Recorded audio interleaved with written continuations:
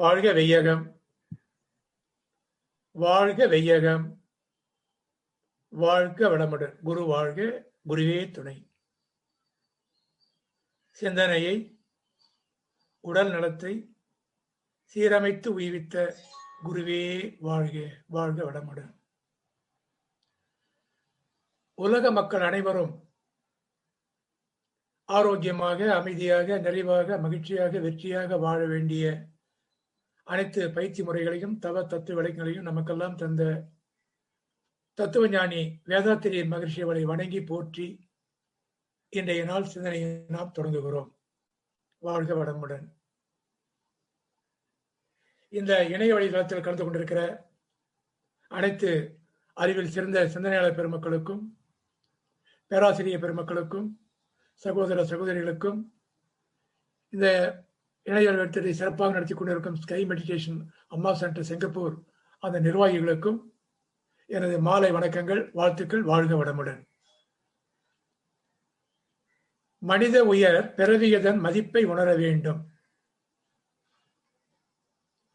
மனம், உயிர், மெய் மூன்றான மறைப்பொருட்களான மனிதனிட ஆற்றல்களை மலர வைக்க வேண்டும். மறைந்திருக்கும் முற்பதிவாம் பல வினைகள் தம்மை மனிதனே மாற்றி அறச்செயல் பதிவு செய்து மனத்தூய்மை வினைத்தூய்மை பெற்று பரத்துயர்ந்து மனிதனை உயர் மனிதனாக வாழச் செய்யும் மனவளக்கலை இதனை பரப்பி நலம் காண்போம். வாழ்க வளமுடன். அனைவருக்கும் மீண்டும் வணக்கம் தெரிவித்துக் கொண்டு இன்றைய நாள் சிந்தனையை நாம் தொடங்குகிறோம். நமக்கு இன்னைக்கு எடுத்துக்கொண்ட ஒரு பொருள் சீர் செய்த பண்பாடு. அந்த வகையில நம்ம இன்னைக்கு இந்த சிந்தனையை பார்க்க போறோம்.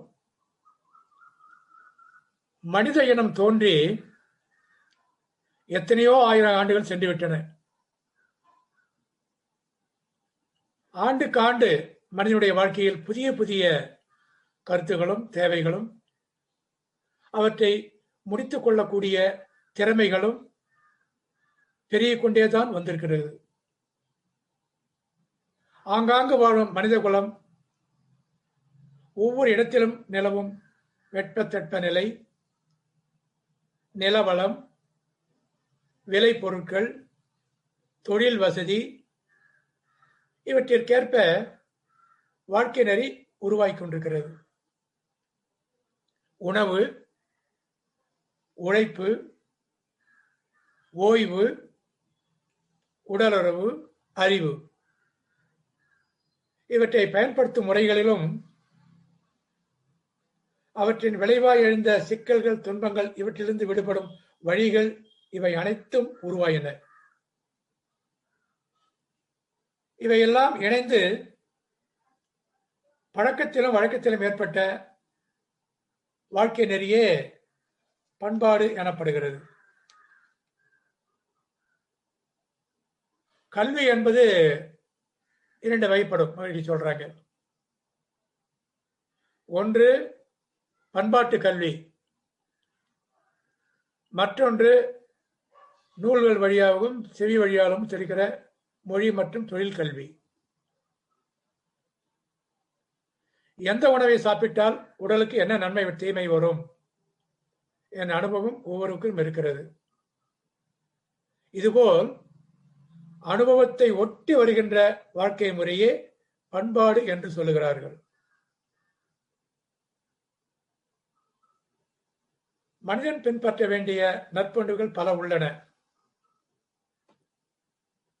அவை பார்த்தீங்கன்னாக்க அகிம்சை, உண்மை, நேர்மை, பொறுமை,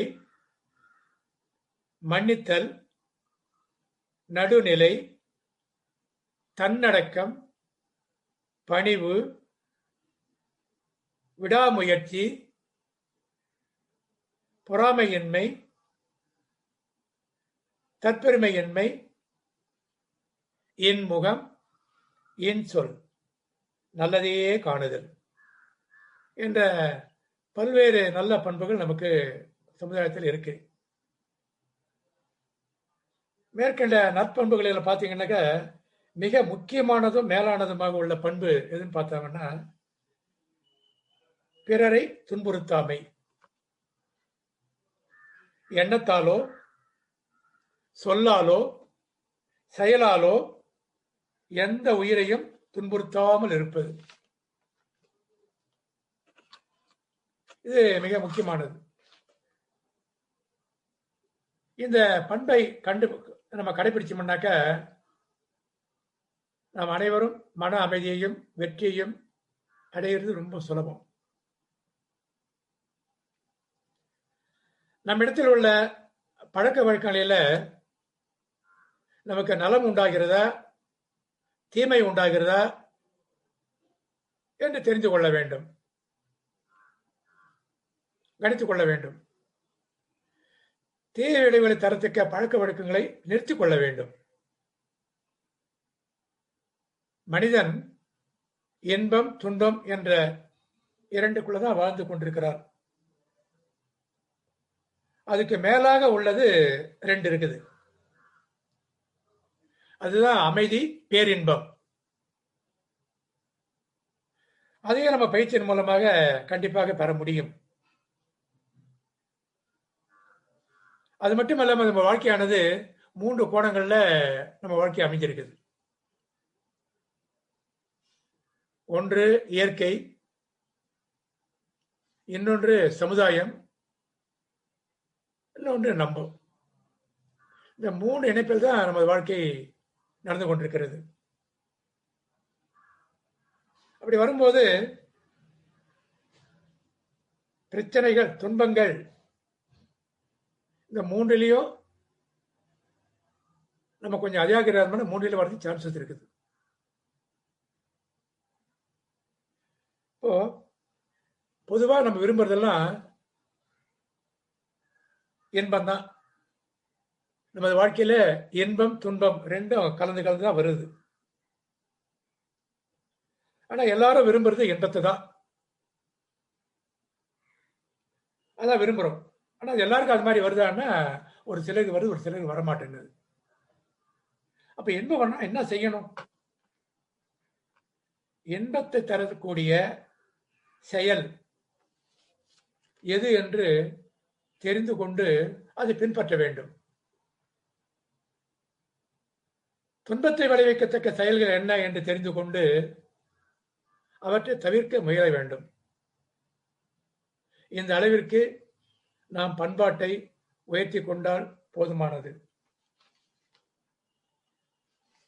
மகிழ்ச்சி சொல்லுவாங்க, எந்தெந்த காலத்தோ இடம் காலம் தேவை, இவை ஒப்ப தோன்றின எத்தனையோ செயல்கள், அந்த செயல் அக்கருத்து இன்று சிந்தனைக்கோ அனுபவத்திலோ துன்பம் அளிக்குமெனில் தவிர்ப்போம் அப்படின்னு சொல்றாங்க. ஒவ்வொரு செயலுக்கும் ஒரு விளைவு உண்டு, நமக்கு எல்லாருக்கும் தெரியுது. நாம் என்னது செய்தால் பிறகு துன்பம் வருகிறது, நமக்கும் துன்பம் வருகிறது. இந்த செயலை செய்யக்கூடாது என்று நினைக்கிறோம் என்றாலும் சமயம் வரும்போது அது மறந்து போகுது. மனிதன் என்னன்னு பார்த்தீங்கன்னாக்க நல்லவற்றை உடனே மறந்து விடுவான். தீய பக்கம் என்றால் அதை மறப்பது அவ்வளவு சுலபம் அல்ல, கடைசி வரை இருக்கும். ஒவ்வொருவரும் அவளை வீட்டையே நினைச்சு பார்ப்போம். நான் சொல்லிதான் கேட்க வேண்டும், நான் சொல்லிபடிதான் அவள் நடக்க வேண்டும் என்று நினைக்கிறார்கள். இது எதனால? 4 பேர் இருந்தாலும் கூட்டாக ஒத்தும் உதவியும் வாழ முடியவில்லையே, துன்பமே சகிக்க முடியலையே. இன்பம்தான் வேண்டும், அமைதிதான் வேண்டும் என்று நினைக்கிறோம். இன்பம் அமைதி வேண்டுமானால் துன்பம் தரத்தக்க செயல்களை நீக்கிவிட வேண்டாமா? அதன் பிறகு துன்பப்படுபவர்களுக்கு உதவி செய்யவும் வேண்டும். இந்த இரண்டைத்தான் வள்ளுவர் சொல்றாங்க, ஈதல் இசைப்பட வாழ்தல், அதுவன்றி ஊதியமில்லை உயிர்க்கு அப்படின்னு சொல்லி இருக்கிறாங்க. ஈதல் என்ன அப்படின்னா பார்த்தோம்னா மற்றவர்களுக்கு உதவி செய்தல். இசைப்பட வாழ்தல் என்றால் ஒருவர் வாழ்வில் இன்னொருவர் குறுக்கீடு இல்லாது வாழ்தல். இந்த இரண்டையும் தெரிந்து கொண்டால் மனிதன் மனிதனாக வாழ முடியும். இது நம்ம எல்லோருக்கும் தெரிஞ்சதுதான். தெரிந்து கொண்ட பிறகும் கூட செயலில் காட்ட முடியல.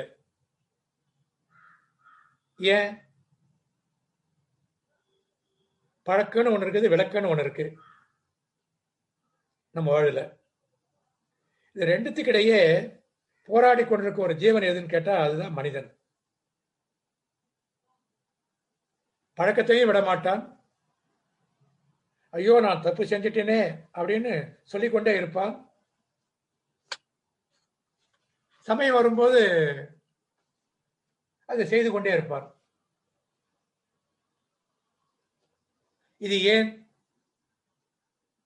இவ்வாறெல்லாம் சிந்தனை செய்து நம்மை திருத்திக் கொள்ளக்கூடிய ஒரு பேராற்றல் தான் நமக்கு இருக்கிற ஒரு பொக்கிஷமான 6வது அறிவு. அந்த 6வது அறிவை மேம்படுத்தி வாழ்க்கையில பொருத்தி பயனும் உயர்வும் காண உதவும் தத்துவஞானி வேதாத்திரி மகேஷ் அருளிய மனவளக்கலை பயிற்சிகள் மட்டும்தான். சிந்தனையுடன் செயலும் செயலுடன் சிந்தனையும் பந்தித்து நிற்க பழகுதலே நற்பண்பு அப்படின்னு சொல்றாங்க. அதனால நம்ம அன்றாட வாழ்க்கையில எவ்வளவோ பிரச்சனைகளை நம்ம எதிர்கொள்ள வேண்டி இருக்குது. ஒவ்வொருத்தரும் ஒரு மாதிரி, எவ்வளவுதான் படிச்சிருந்தாலும் சரி, எவ்வளவு உயர் பதவி இருந்தாலும் சரி, ஒவ்வொருத்தருக்கும் சில வீக்னஸ் இருக்குதான் செய்யுது. ஒரு உதாரணம் சொல்றேன் பாருங்க. ஒரு ரொட்டி வியாபாரி, இந்த ரொட்டி வியாபாரி ஒருத்தர்கிட்ட வெண்ணெய் வாங்குவார் ரெகுலரா. அப்படி வாங்கிக்கிட்டு இருக்கும் போது அந்த ரொட்டி வியாபாரிக்கு ஒரு சந்தேகம். என்ன சந்தேகம்னா, அந்த எண்ணெயில கொஞ்சம் வெயிட் கம்மியா கொடுக்குற மாதிரி தெரியுது, அளவுல கொஞ்சம் கம்மியா கொடுக்குற மாதிரி தெரியுது அப்படின்னு ஒரு சந்தேகம். அது அவர்கிட்ட கேட்கிறாரு. உடனே அந்த வெண்ணெய் வியாபாரி சொல்றாரு, இல்லை இல்லைங்க நான் கரெக்டாக தான் கொடுக்குறேன், 1/2 கிலோன்னா 1/2 கிலோ நான் கரெக்டாக கொடுக்குறேன், 500 கிராம்னு அதை கரெக்டாக கொடுக்குறேன் அப்படின்னு சொல்றாரு. இருந்தாலும் இவருக்கு சந்தேகம், அது கொஞ்சம் பரவா இருக்குது அப்படின்ட்டு. உடனே அது விசாரணைக்கு போகுது. இந்த விசாரணைக்கிறவங்களும் கேட்குறாங்க, நீங்க இது மாதிரி பண்றீங்களே தர்மமா? அது ஏமாத்துறீங்களே, தர்மமா? தப்பு இல்லையா? அதுலேயே எவ்வளோ நாளாக ஏமாத்திக்கிட்டே இருக்கிறீங்களே அப்படின்னு கேட்குறாங்க.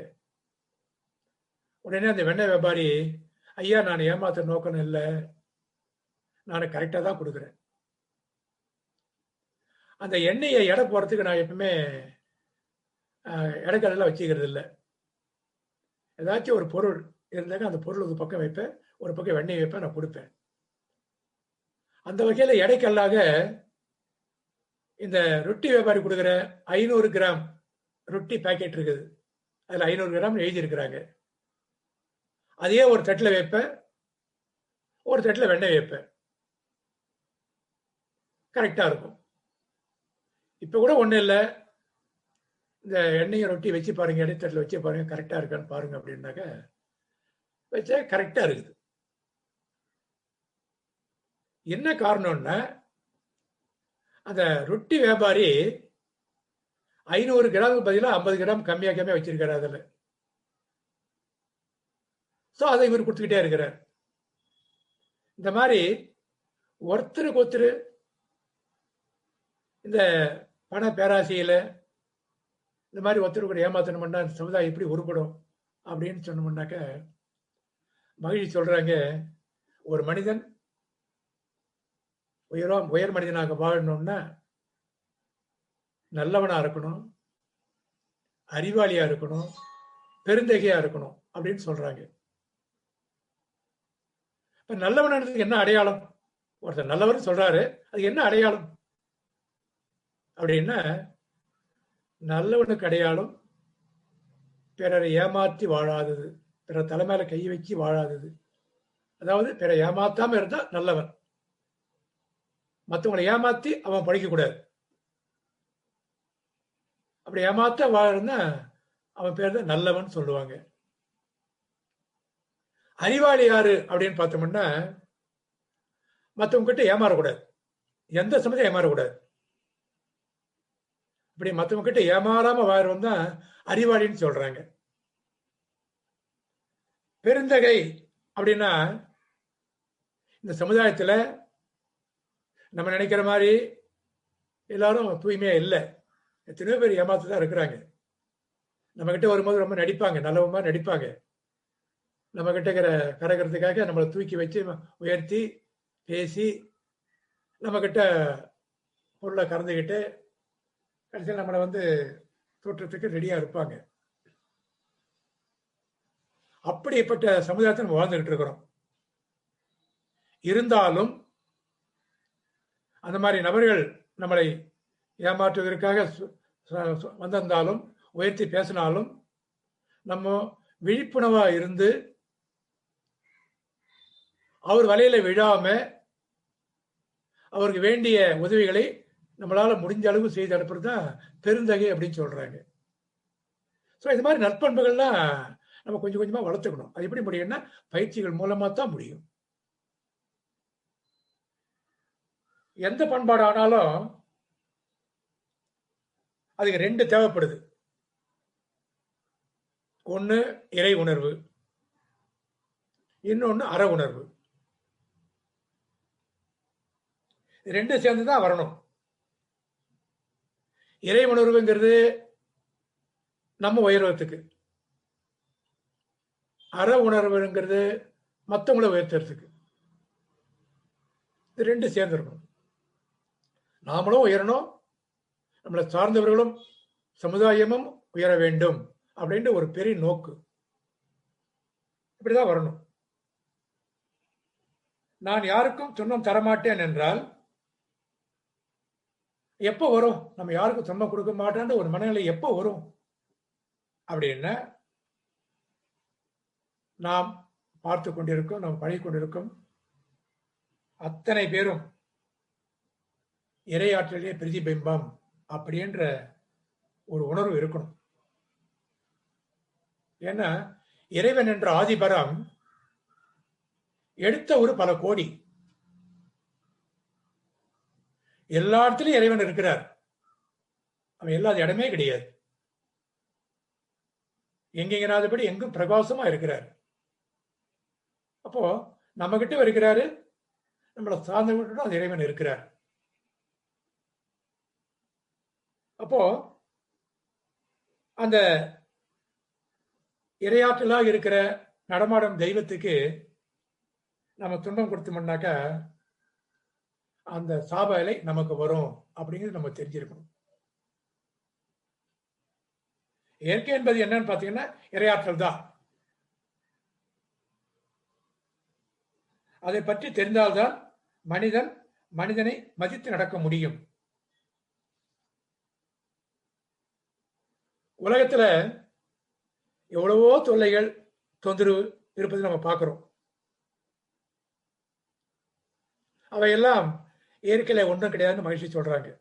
இயற்கையால எந்த தொந்தரவும் கிடையாது. அப்படியே வந்தாலும் அது இயற்கையில சரியா போயிடும், காலத்தால சரியா போயிடும். எல்லா துன்பத்துக்கு என்ன காரணம் சொல்லிட்டாக்க மனிதன் செய்யற தவறுகள் தான். தனக்குத்தானே செய்து கொள்ளக்கூடிய தவறுகளும் பிறருக்கு செய்யக்கூடிய தவறுகளும் துன்பத்தை பெருக்கிக் கொண்டே இருக்கும். இதை நிறுத்தி அறிவை உயர்த்தி புதியதொரு பண்பாட்டை ஏற்படுத்தி கொண்டு அமைதியாகவும் வெற்றியாகவும் வாழ வழி காண வேண்டும்.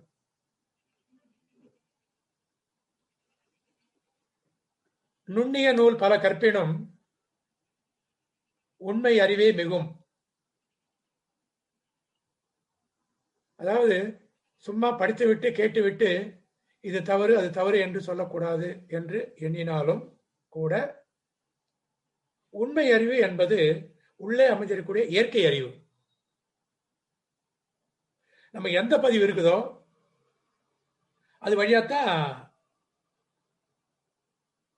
அது போலத்தான் அவன் இருப்பான். அதுதான் உண்மை அறிவு. உள்ளே அமைந்துள்ள ஒரு பண்பு, ஒரு பண்பாடு, அதுதான் வெளிப்படும்.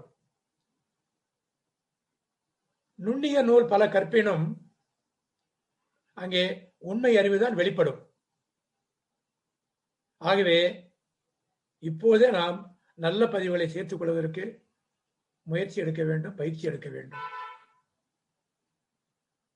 எனவே பண்பாட்டை திரித்துக் கொள்ளும் அவசியம் மிக இன்றியமையாததாக அமைகிறது.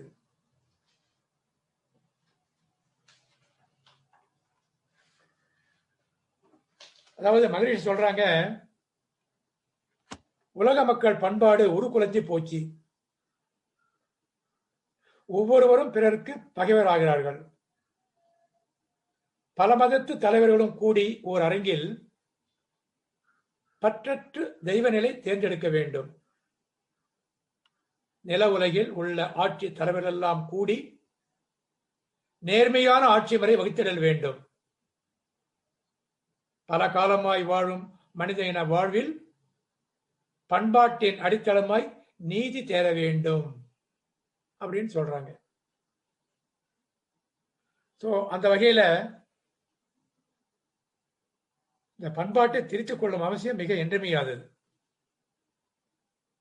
இந்த பண்பாடு திருத்தம் தனி மனிதன் என்ற முறையிலும் சமுதாய அமைப்பு என்ற முறையிலும் மிக அவசிய தேவையாக உள்ளது. புதியது ஒரு பண்பாடு மிகவும் அவசியமா இருக்குது.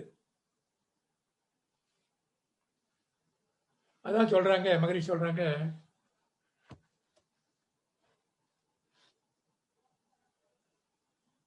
ஐந்தொழுக்க பண்பாடாம் அறவழியை இங்கே அறிவின் இறை உணர்த்தியவாறு அனைவருக்கும் சொன்னேன்.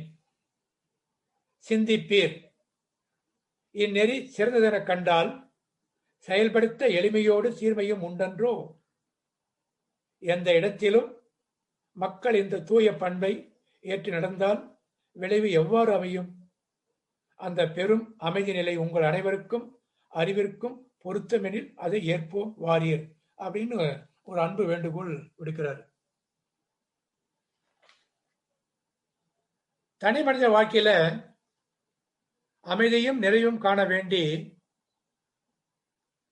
ஐந்தொழுக்க பண்பாடு என்ற அறநெறி வாழ்க்கை முறையை தத்துவ ஞானி வேதாட்சி நம்ம கொடுத்திருக்கிறாங்க. அதே மாதிரி உலக மக்கள் அமைதிக்கு, உலக அமைதிக்கு வேதாத்திரியம் என்ற தலைப்பில் 14 திட்டங்கள் அடங்கிய ஒரு செயல்முறைகள் கொடுத்திருக்கிறாங்க. அதுல 1 போரில்லா நல்லுலகம், 2வது பொருள் துறையில் சமநீதி,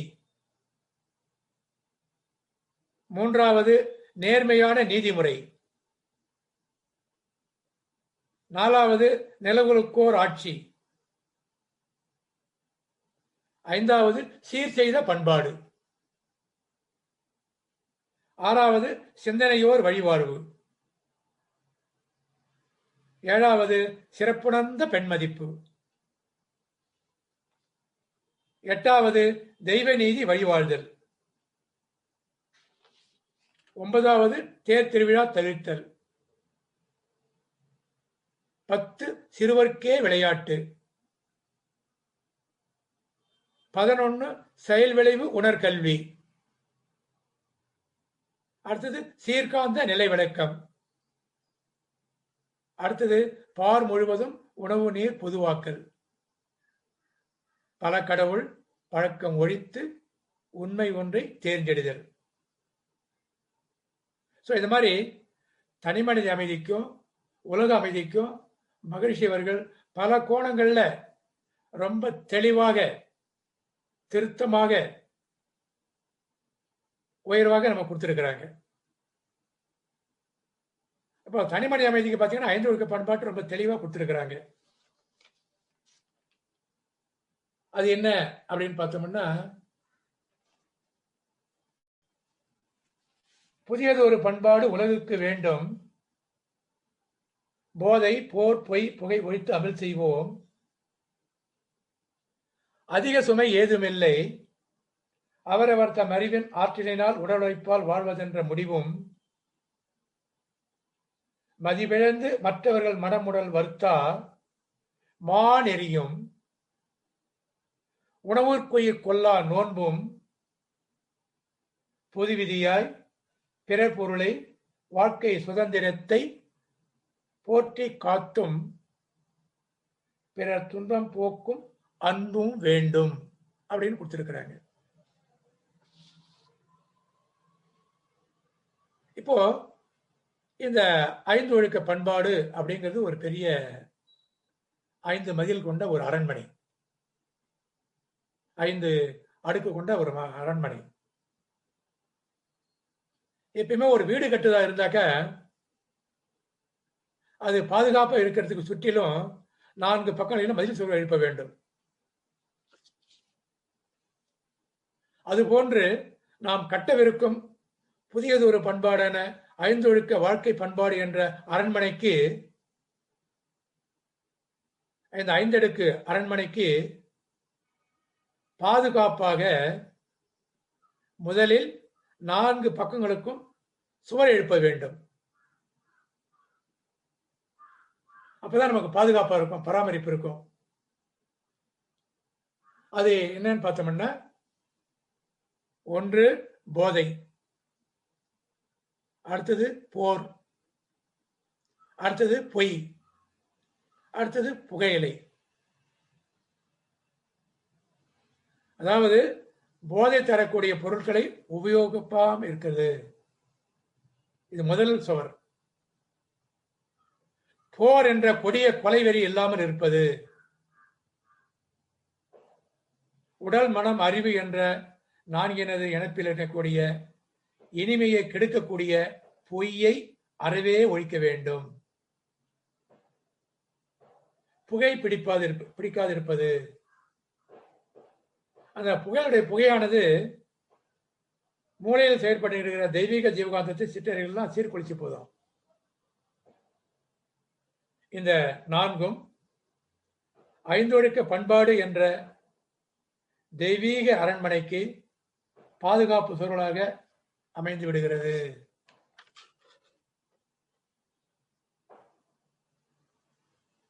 இப்போ போர் அப்படின்னு பாத்தீங்கன்னாக்க, இந்த போர் உலக போர் இருக்குது, நாட்டு போர் இருக்குது, ஊர் போர் இருக்குது, இப்படி வீட்டில் போய் இவ்வளவு போர்லாம் இருந்துகிட்டு தான் இருக்குது. அந்த போர் ஏன் வருது அப்படின்னா, ஆசை, பேராசை. அப்போ ஒவ்வொருவரும் மற்றவனை வெல்ல வேண்டும், அவனை அழிக்க வேண்டும் அப்படின்ற ஒரு ஆற்றல், ஒரு நினைப்பு, ஒரு உணர்வு இருந்துகிட்டே இருக்குது.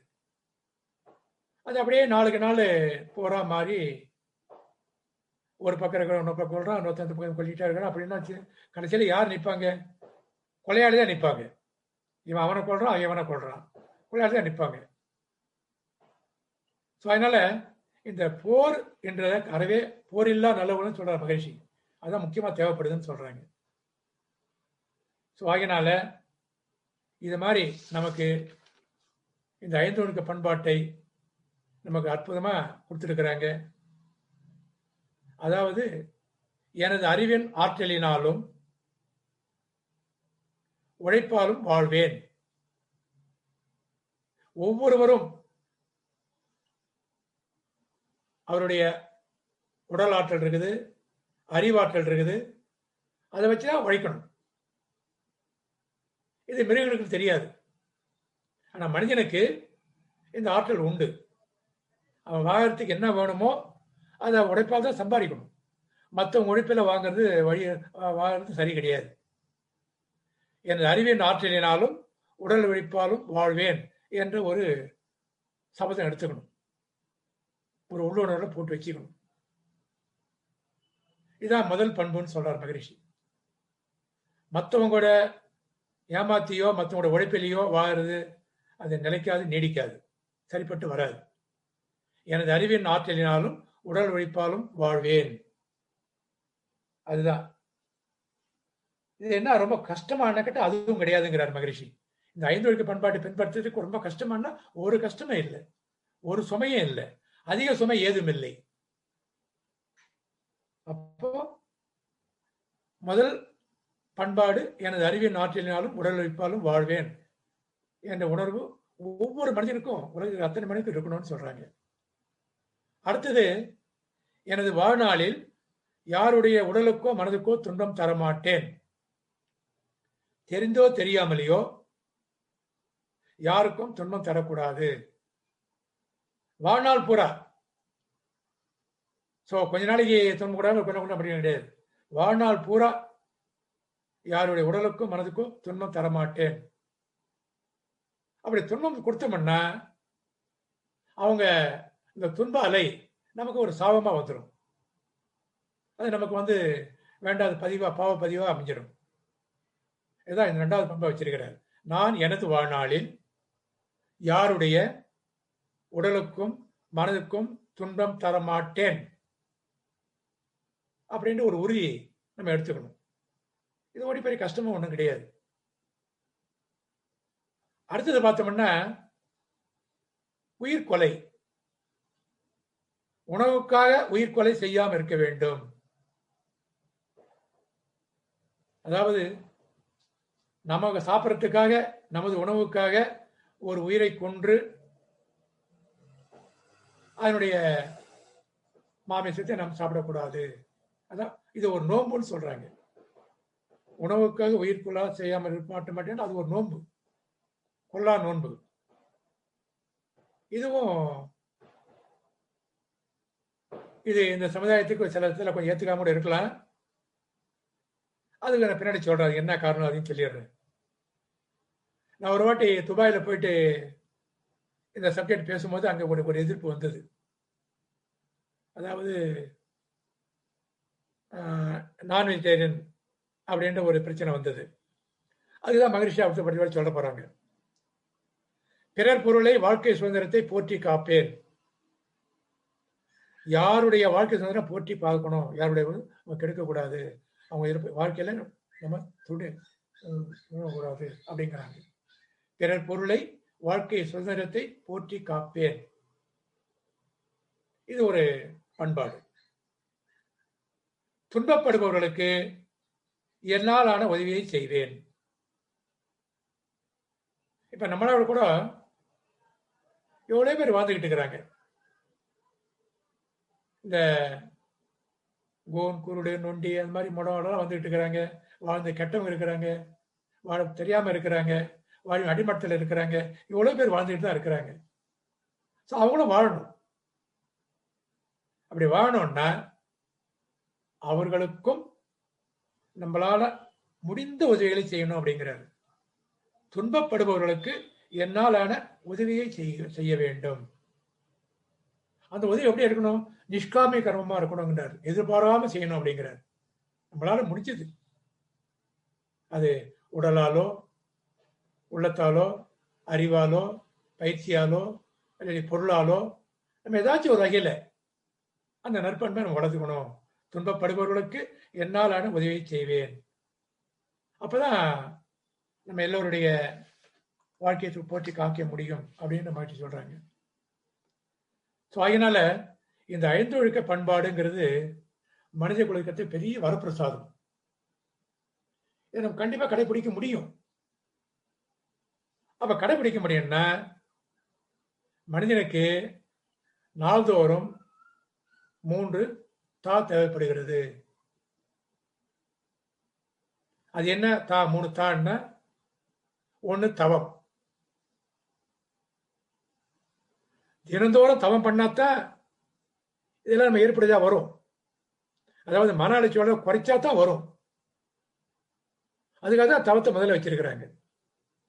நாள்தோறும் பண்ணணும் ஏதாச்சும் ஒரு தவம். எவ்வளவு மகிழ்ச்சி 9 மணி தவம் கொடுத்திருக்கிறாங்க. ஏதாச்சும் ஒரு தவத்தை நம்ம நாள்தோறும் 2 வேளையும் செய்து கொண்டே வந்தோம்னாக்கா கண்டிப்பா இதெல்லாம் வந்து நமக்கு இயல்பாக அமைந்துவிடும். நம்ம பண்பாட்டிற்கு எதுவாக இருக்கும், வாழ்க்கைக்கு உதவியாக இருக்கும். ஆகையினால முதல்ல வந்து ஒவ்வொருவரும் கடைபிடிக்க வேண்டியது தவம். அப்ப தவம் செய்யறதுக்கு முன்னாடி நமக்கு இந்த உடல் உறுப்புகள் ஒத்துழைக்கணும். அதுக்குதான் அற்புதமான ஒரு உடற்பயிற்சி கொடுத்திருக்கிறாங்க மகரிஷி அவங்க. 9 விதமான உடற்பயிற்சி நம்ம கொடுத்திருக்கிறாங்க. அதை நாள்தோறும் கண்டிப்பாக ஒவ்வொருவரும் நல்லா இருந்தாலும் சரி, பிரச்சனை இருந்தாலும் சரி, எல்லா பயிற்சிகளையும் உடற்பயிற்சிகளையும் நாம் முறையாக சரியாக அளவாக செய்ய வேண்டும் அப்படின்ற ஒரு வேண்டுகோள். அப்ப தவம் செய்யும் போது தான் நமக்கு அந்த உடல் ஒத்துழைக்கணும்னா உடற்பயிற்சி பண்ணணும். அப்போ தினந்தோறும் நம்ம தவத்துல ஆழ்ந்து சிந்திக்க வேண்டும். சோ தவம் தான் இறை வழிபாடு அப்படின்னு சொல்றாங்க. சோ தவத்தின் மூலமா தான் நம்ம மனதை இறைவனோட இணைக்க முடியுது. அதாவது பரமாத்மாவும் ஜீவாத்மாவும் இணைக்கிற ஒரு பாலம் தான் இந்த மனதின் மூலமாக ஏற்றுகின்ற தவம் அப்படின்னு சொல்றாங்க. அப்போ தவ முறை கண்டிப்பா நம்ம பின்பற்றணும். அடுத்தது தற்சோதனை. அதாவது எந்த ஒரு இயக்கமா இருந்தாலும் ஒரு ஆடிட் தேவை. அதுக்கு ஒரு ஆடிட் இல்லாம எந்த ஒரு இதுவும் இருக்காது, இயக்கமும் இருக்காது, ஒரு வேலையும் நடைபெறாது. அது வந்து ஆடிட்னு சொல்லுவாங்க. வரவு செலவு பார்க்கறது, என்ன வரவு என்ன போச்சு, எவ்வளவு பேலன்ஸ் நிக்குது அப்படின்றது ஒரு விழிப்பு நிலை கொண்டு வரதுக்கு ஆடிட்டிங் ஒண்ணு உண்டு. இப்ப நம்ம பண்ண வேண்டியது செல்ஃப் ஆடிட். நம்ம கிட்ட என்ன நல்லது இருக்குது, நம்ம கிட்ட என்ன வளம் இருக்குது, நம்ம கிட்ட என்ன வேண்டல் இருக்குது, நம்ம எதை வளர்த்துக்கணும், எது அதிகமா இருக்குது, நிறைவா இருக்குது அப்படின்னு நாள்தோறும் நாம் செய்த செயல்களுடைய விளைவை கணிக்க வேண்டும் அப்படிங்கிறாங்க. இன்னைக்கு காலையிலிருந்து ராத்திரி வரலையும் நம்ம என்னென்ன செஞ்சிருக்கிறோம், அதனால எத்தனை பேர் நன்மை அடைஞ்சிருந்திருக்காங்க, எத்தனை பேர் துன்பப்பட்டிருக்கிறாங்களே. ஸோ அந்த துன்பத்தை நீக்கணும். இன்னைக்கு ஒரு தப்பு செய்யலாம், மறுபடியும் அந்த தப்பு நாளைக்கு வரக்கூடாது. நாளைக்கு ஒரு தப்பு செய்யலாம், அந்த தப்பு மறுத்த நாள் வரக்கூடாது. ஸோ இது மாதிரி நாள்தோறும் கணிச்சுக்கிட்டே இருக்கணும். தட் இஸ் கால்ட் செல்ஃப் ஆடிட்னு சொல்றாங்க. அதை தற்சோதனை சொல்றாங்க, அகத்து ஆய்வுன்னு சொல்றாங்க மகரிஷி. ஸோ எவ்வளவோ வைத்தியம் நம்ம கொடுத்துருக்குறாங்க அகத்தாய்வில். ஸோ இதுவும் வந்து மனிதனுக்கு மிக முக்கியமான ஒரு பயிற்சி. அடுத்தது தத்துவம். தத்துவம் தெரியணும். தினந்தோறும் மகரிஷி எவ்வளவோ தத்துவங்களை கொடுத்துருக்காரு.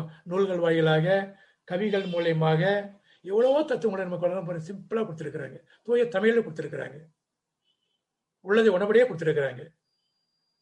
ஸோ அந்த தத்துவங்களை நம்ம கொஞ்சம் தினந்தோறும் நாம் படித்தோ கேட்டோ எப்படி ஒண்ணு நம்ம அந்த தத்துவத்துல கொஞ்சம் ஆழ்ந்து திளைக்கணும். அப்பதான் நமக்கு தெளிவு வரும்.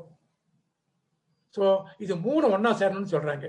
தவம், தத்துவம், தற்சோதனை. இது 3 ஒன்னா சேரணுங்கிறது தான் எல்லாருடைய மகிழ்ச்சியுடைய கருத்து. இப்ப இதுல 5 ஒழுக்க பண்பாடுன்னு ஒரு நீளமான ஆழ்ந்த ஆராய்ச்சிக்கு நம்ம கொடுத்திருக்கிறாங்க. இந்த 5 ஒழுக்க பண்பாடு எல்லா நாட்டிலையும் மக்கள் ஏற்றுக்கொள்வது சிறிது கடினமா இருக்கும்.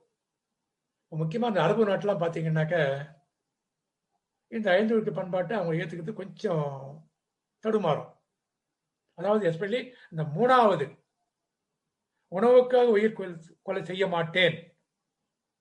அரபு நாடு மட்டும் இல்ல, மேலை நாட்டுல நிறைய கண்ட்ரியில இதை ஒத்துக்கிறது கொஞ்சம் கஷ்டமா தான் இருக்கு. அதனால அங்கெல்லாம் அது கொஞ்சம் இடிக்குது. மற்றெல்லாம் பரவாயில்ல, இந்த உணவுக்காக உயிர் கொலை செய்யாம இருக்கிறது கொஞ்சம் கஷ்டம். ஏன்னா அது வந்து அப்படியே வந்துடுச்சு, பழக்கமா வந்துடுச்சு, மறுமொழியா வந்துடுச்சு, அது அத்தியாவசிய தேவையா வந்துடுச்சு. அந்த பிரதேச தட்பவெப்ப நிலைக்கு ஏற்ற மாதிரி அது அவசியமா வந்துடுச்சு அவங்களுக்கு. அது தவிர்க்க முடியல. அதுக்காக மகரிஷி என்ன பண்ணாங்கன்னா, இந்த 5 ஒழுக்க பேர் ஒழுக்கங்களை இணைத்து அனைவரும் பயன்பெறும் வகையில 2 ஒழுக்கமா சுருக்கிட்டார். அது ஒரு சங்கல்பமா கொடுத்துட்டார். அதாவது 5 2 ஈஸியா, கஷ்டம் இல்லாம. அதுதான் நம்ம தினமும் செய்கிற சங்கல்பம்.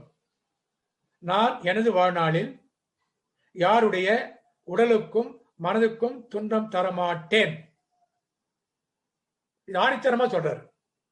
ஒரு சங்கல்பம் எடுத்துக்கணும், உறுதி எடுத்துக்கணும். அப்ப என்ன அது, வாழ்நாளில் யாருடைய உடலுக்கும் மனதுக்கும் துன்பம் தரமாட்டேன்னா இனிமேலு பழிச்செயல் பதிவு நமக்கு வராது, பாவப்பதிவு நமக்கு வராது அப்படின்னு டெஃபினட்டா சொல்லலாம். சரி, ஏற்கனவே இருக்கிற பதிவு என்ன பண்றது? நேற்று வேலையில் இருக்கிற பதிவு என்ன, இன்னைக்குல இருந்து பரவாயில்ல, நேற்று வேலை பதிவு வந்து கருமைச்சல பதிவு தேஞ்சு போச்சு, அதுக்கு என்ன பண்றது? துன்பப்படும் உயிர்களுக்கு என்னால் முடிந்த உதவிகளை செய்வேன், அவ்வளவுதான். அப்போ துன்பப்படும் உயிர்களுக்கு முடிந்த உதவி செஞ்சோம்னாக்கா கண்டிப்பா நமக்கு பதிவுகள் கொஞ்சம் கொஞ்சமா குறையும். இந்த பண்பாட்டு சுருக்கமான சங்கல்பம் மேன்மையான வாழ்வை மனிதர்களுக்கு அளிக்க வல்லது. அப்போ இந்த 2 ஒழுக்க பண்பாட்டுல எல்லா வேதங்களோட சாராம்சம் அடங்கிறது நமக்கு பார்க்கலாம். இப்போ நமக்கு அறிஞர் பெருமங்களா கொடுத்துக்கிற 4 வேதங்கள், 6 சாஸ்திரங்கள், 18 புராணங்கள், 64 கலைகள் அத்தனையும் இந்த 2 ஒழுக்க பண்பாட்டுல ரொம்ப சிம்பிளா அடங்கி இருக்குது, நமக்கு தெரியும். பட் அதெல்லாம் நமக்கு படிக்கிறதுக்கு நேரம் இருக்காது, சிலதெல்லாம் புரியாது, அது ரொம்ப இருக்கும். அப்படின்னா அதெல்லாம் நல்ல சமாச்சாரம் தான், இருந்தாலும் நமக்கெல்லாம் அதுக்கு வந்து கொஞ்சம் எட்டா கனியா தான் இருக்கு. நம்ம எவ்வளவோ படிக்கிறோம், எவ்வளவோ கற்றுக்கொள்கிறோம், அத்தனையும் செயல்படும் நினைவுக்கு வராது. எது செலவுக்கு வரும்னாக்க செயல் செய்து பழகின அனுபவம் தான் எதுவோ அது மாதிரி தான் மனதில் நிற்கும். அதனால நாம் தினந்தோறும் தவம் முடிஞ்ச உடனே யாருடைய உடலுக்கும் மனதுக்கும் துன்பம் தரமாட்டேன் என்ற உறுதிமொழியை பழக்கத்திற்கு கொண்டு வந்துட வேண்டும். அது பழக்கமா மாறிடணும், செல்கள் எல்லாம் ஒரு பதிவா மாறிடணும். அது முதல்ல குடும்பத்துக்குள்ளே பழகணும் அப்படிங்கிறாங்க. அப்படி பழகி கொண்டால் அதுவே மனிதனுக்கு தன்மையாக மாறிடும். பழக்கம்தான் ஒழுக்கமா மாறும். வெளியில எங்க போனாலும் யாரோடு பேசினாலும் அதே தன்மையாகத்தான் வரும். ஏன்னா செல்கள் வந்து இம்ப்ரிண்ட் ஆயிடுது. அதனால தான் இதை வந்து பண்பாட்டை நம்ம 2 ஒழுக்க பண்பாட்டை நம்ம ஒரு சங்கல்பமாக நம்ம திருப்பி திருப்பி திருப்பி சொல்ல நமது உடல் செல்களிலையும் மூளை செல்களிலையும் கருமைத்திலையும் அது ஸ்ட்ராங்கா பதிஞ்சிடும். அப்படி உலகம் முழுவதும் மனித குலம் பிறகு துன்பம் செய்வதில்லை, பிற துன்பத்தை போக்க வேண்டும் என்று உறுதி செய்து கொண்டு வந்தால் குடும்பத்திலே அமைதியும் மகிழ்ச்சியும் நிறைவு வந்துவிடும். இதை கற்றுக்கொள்வதற்கு எந்த சிரமையிலும் மகிழ்ச்சி சொல்றாங்க. ஆனால் இதோட பலனோ மறைமுகமா நன்மைகளோ எக்கச்சக்கமா இருக்குது. நம்ம கண் கூட பார்க்கிறோம். அமைதியும் வந்துடும், அன்பு வந்துடும், கருணை வந்துடும். ஸோ இதெல்லாம் அப்படின்னாக்க இந்த பண்பாட்டை நமக்கு வந்து ஒரு பழக்கத்தில் கொண்டு விடணும். உலகத்தில் ஒரு போர் நடக்குதுன்னா பிறகு துன்பம் கொடுப்பது தானே.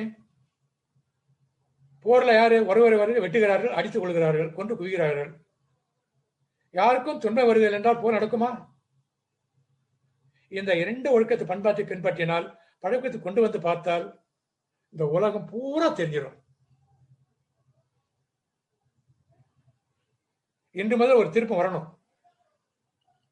ஒவ்வொருவரும் ஆன்மீக ஒழுக்கத்தில் ஒரு தூணாக இருப்பது ஒரு பெரிய தத்துவ ஞானியாவே இருக்க முடியும். அதனால மகிழ்ச்சி கொடுத்த இந்த தத்துவ முறைகளும் பயிற்சி முறைகளும் நமக்கு அப்படியே இம்ப்ரிண்ட் ஆயிடும். நம்ம என்ன வேலை செஞ்சாலும் சரி அது உள்ளுக்குள்ள நம்ம ஒழிச்சுக்கிட்டே இருக்கணும். ஸோ அந்த அளவுக்கு இந்த உலகம் பூரா இந்த தத்துவங்களை பரப்பணும், இந்த ஒழுக்க நெறிகளை பரப்பணும், இந்த பண்பாட்டை பரப்பணும் அப்படின்னு இந்த ஸ்கை மெடிடேஷன் அம்மா சென்டர் சிங்கப்பூர் ஒரு அற்புதமான ஒரு தொண்டை செஞ்சுக்கிட்டு இருக்கிறாங்க. உண்மையிலேயே பாராட்டக்கூடியதுதான். ஸோ அந்த வகையில் நாம் அனைவரும் மகிழ்ச்சியுடைய ஐந்தொழுக்க பண்பாட்டை பின்பற்றினால் நல்லது,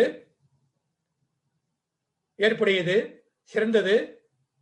அப்படி முடியலன்னா அட்லீஸ்ட் அந்த 2 ஒழுக்க பண்பாடு நமக்கு நம்ம தன்மையா மாறிடும் என்ற ஒரு சங்கல்பத்தோட நம் அனைவரும் இந்த குழுமில் கூடிய அத்தனை பேரும் ஒரு சங்கல்பத்தை எடுத்துக்கிட்டு இந்த